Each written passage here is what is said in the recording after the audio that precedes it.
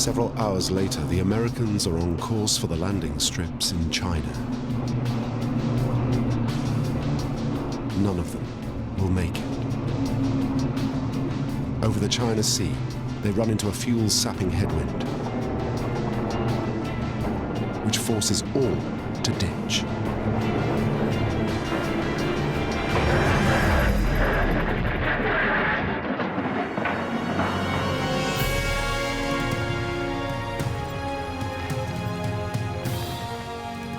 All but 7 of the 80 raiders will eventually make it home to safety, many helped by the local Chinese population. Back in America, they're given a hero's welcome. Doolittle is promoted to general and becomes a national hero.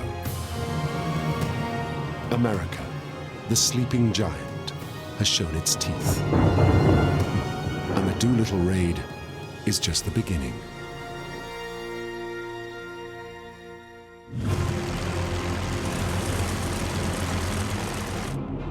What the raid shows is that the Japanese gamble at Pearl Harbor has failed. America is finally ready to unleash a whole new form of naval warfare. One that will transform the war in the Pacific entirely.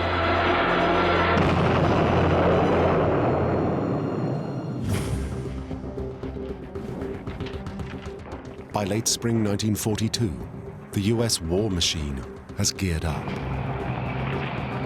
Civilian factories turn over to armaments. Aircraft production soars.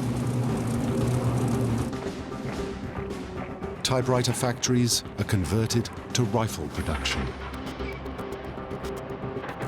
And there's a dash to build aircraft carriers.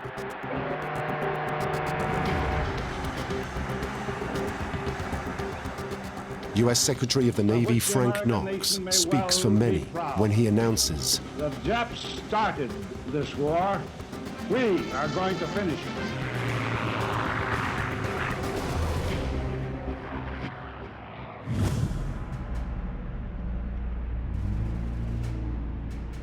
Tokyo's response to the April 1942 Doolittle raid is typically swift and thorough. Hideki Tojo, the Japanese Prime Minister, orders military planners to build a defensive ring of land bases around Japan's empire. The idea? To secure Japan's vital supplies of natural resources like oil. Half the ring is already in place. Japan controls most of the Chinese coast, Southeast Asia, and the Philippines.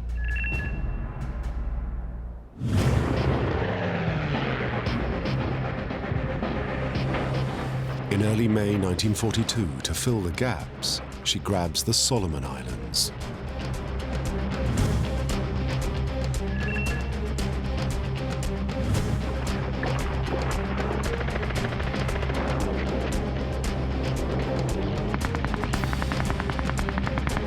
Two days later, a powerful Japanese fleet steams into the Coral Sea,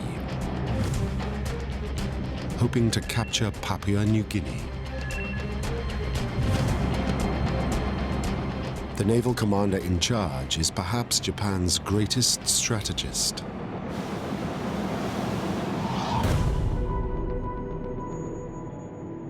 Admiral Isoroku Yamamoto was the mastermind behind the attack on Pearl Harbor. He's Harvard-educated. He understands America. At his disposal is perhaps the most powerful navy in the world.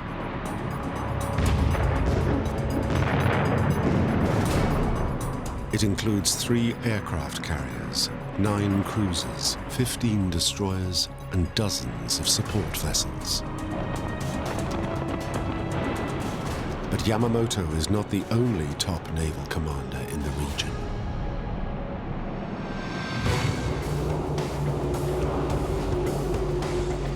Facing him across the Coral Sea is one of America's finest admirals. Chester Nimitz is Commander-in-Chief of the US Navy in the region. Nimitz fought in World War I and is recognized as a brilliant tactician.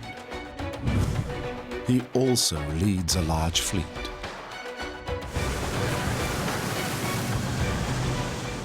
It includes 2 aircraft carriers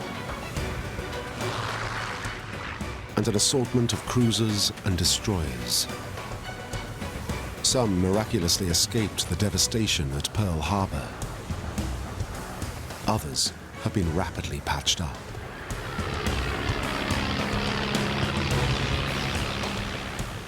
As the 2 huge fleets approach each other, naval warfare is about to change forever.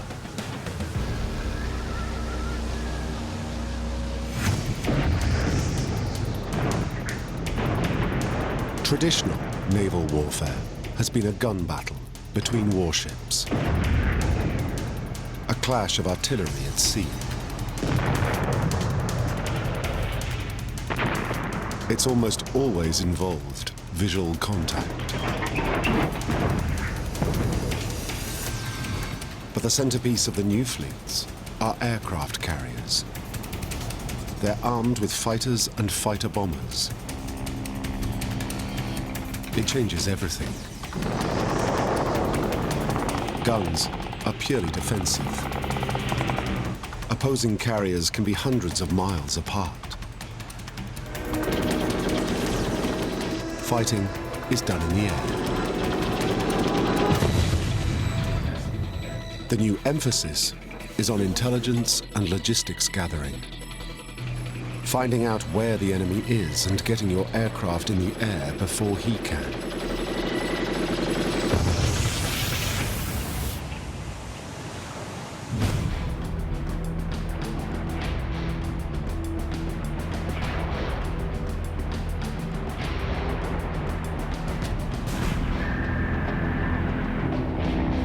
For 2 days, the US and Japanese fleets send up aircraft to scout the Coral Sea.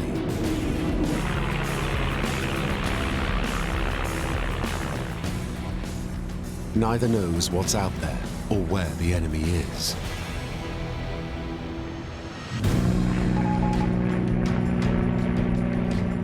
Finally, US warplanes locate the Japanese carrier Shoho.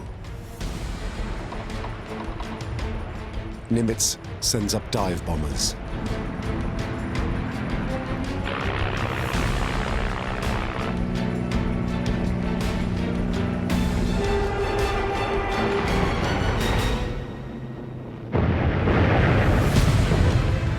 £13,000 bombs demolish the Shoho's flight deck, exploding inside her hangars. Hours later, she will sink. The Battle of the Coral Sea has begun.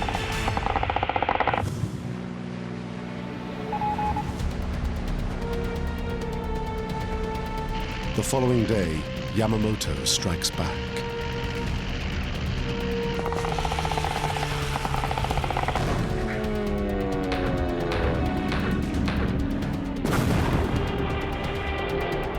The Japanese locate the US carrier Lexington. Yamamoto sends up Zero fighters. The Lexington is soon damaged.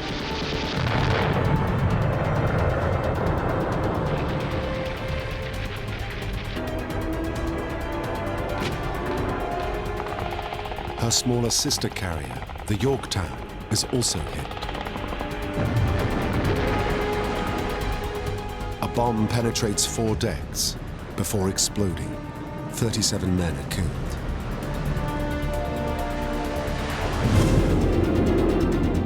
Meanwhile, US dive bombers locate Yamamoto's second carrier, the Shokaku.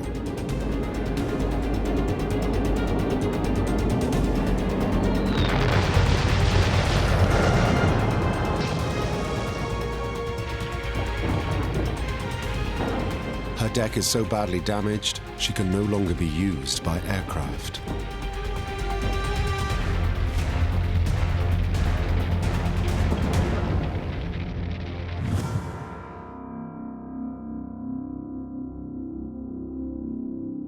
As darkness falls, the Lexington is still afloat. But there's been an undetected fuel leak. Suddenly, she erupts.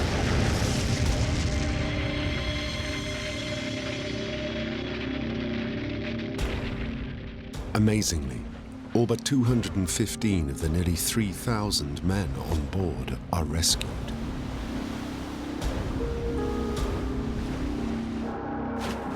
Later that evening, she's scuttled by an American torpedo.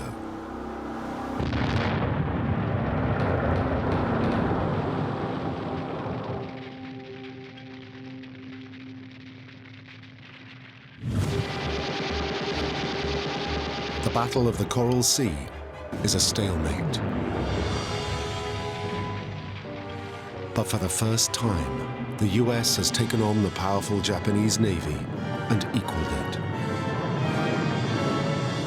The myth of Japanese invincibility is broken. It's time for America to drive home its advantage. And it's got just the weapon to do it.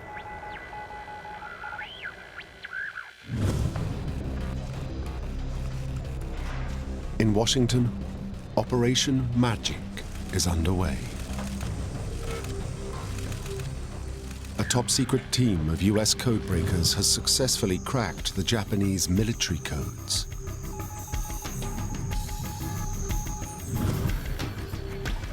America has gained the upper hand in the crucial new front in modern warfare: intelligence gathering.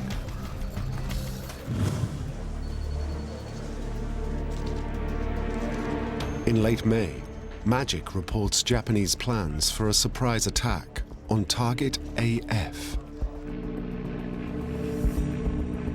AF is clearly somewhere in the mid-Pacific. But where? Naval strategists scour maps of the region. One candidate is the coral atoll of Midway, an important US military base in the Hawaiian archipelago. It would be an ideal jumping-off point for a second and more decisive Japanese attack on Pearl Harbor.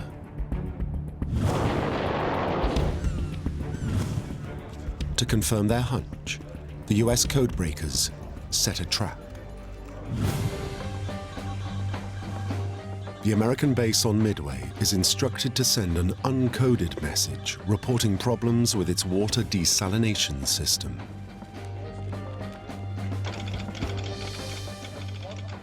Almost immediately, naval intelligence intercepts a Japanese signal that Target AF is experiencing water problems. The news is flashed to Nimitz.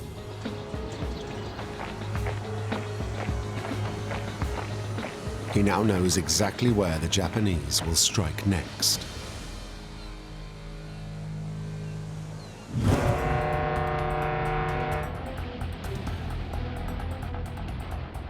In early June 1942, the Japanese mount a diversionary attack on the Aleutian Islands off the coast of Alaska.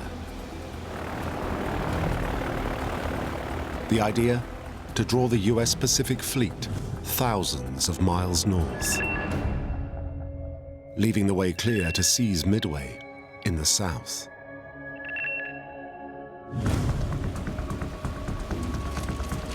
But thanks to the codebreakers, Nimitz ignores the attack.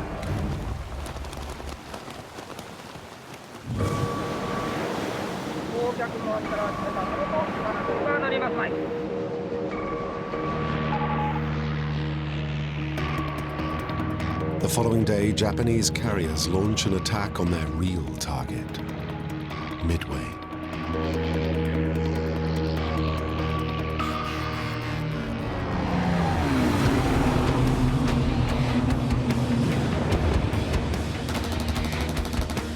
But the US base is prepared and sends up a strong force of fighters.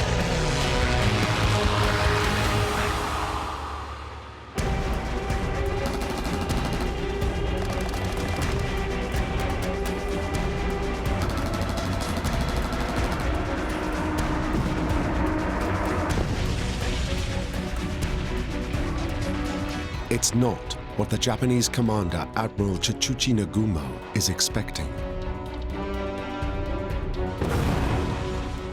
He needs to rethink his plans rapidly.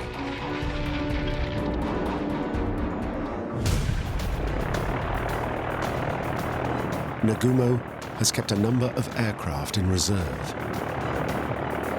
loaded with bombs and torpedoes designed to attack ships. It's a precaution in case the US Navy shows up unexpectedly.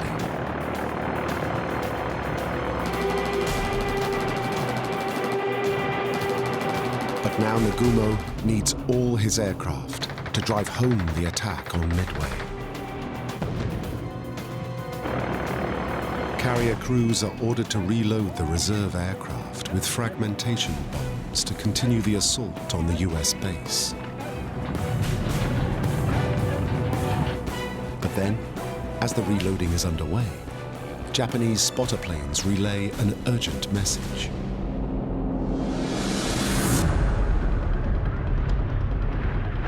Three huge US aircraft carriers backed by warships are bearing down on them.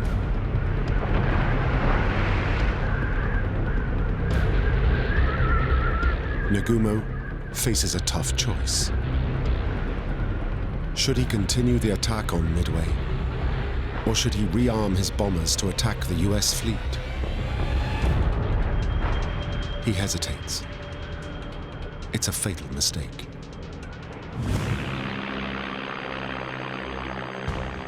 The US carriers launch dive bombers. With many aircraft still in the process of loading, the Japanese are sitting ducks.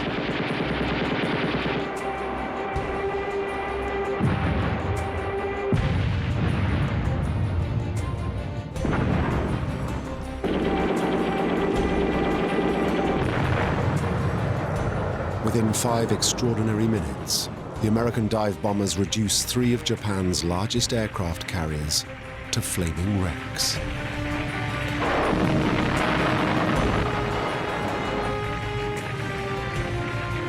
All will later sink.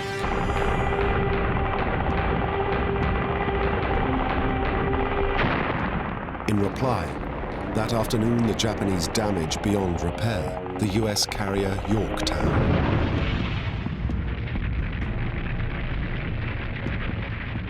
She too will sink.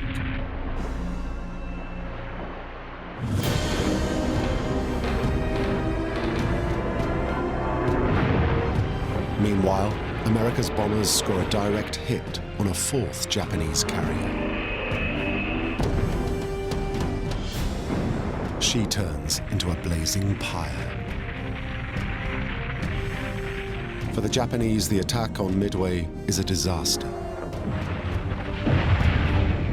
Her navy has lost 4 of its finest carriers.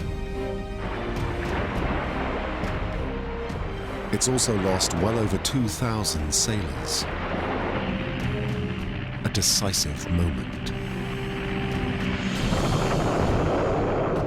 Months earlier, Japan had gambled all to push America out of the Pacific with a swift, decisive blow against the US Navy. The gamble has failed. The US now rules the waves. But the war in the Pacific is far from over. Japan is still undefeated on land and a powerful, threatening force in the air. The next few years of war will be devastating and deadly for both sides.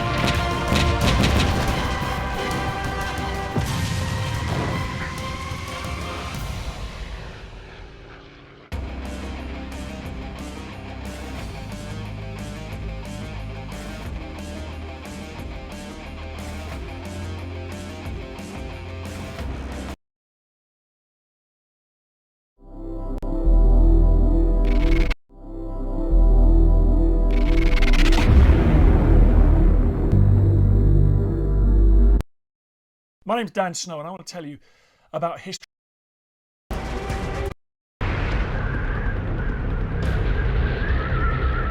Nagumo faces a tough choice.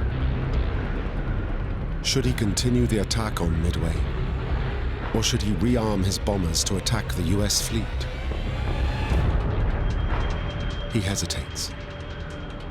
It's a fatal mistake.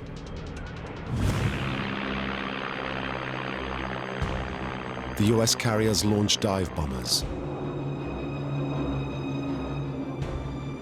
With many aircraft still in the process of loading, the Japanese are sitting ducks.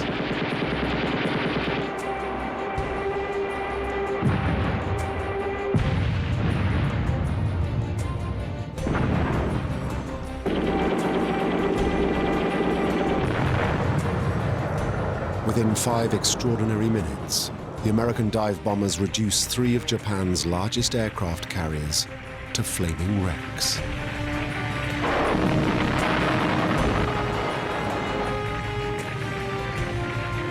All will later sink.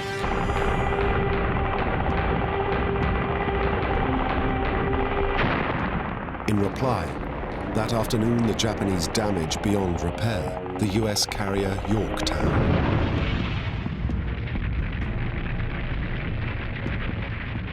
She too will sink.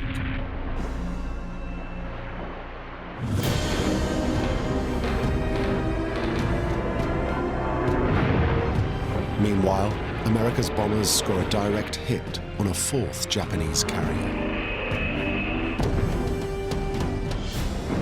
She turns into a blaze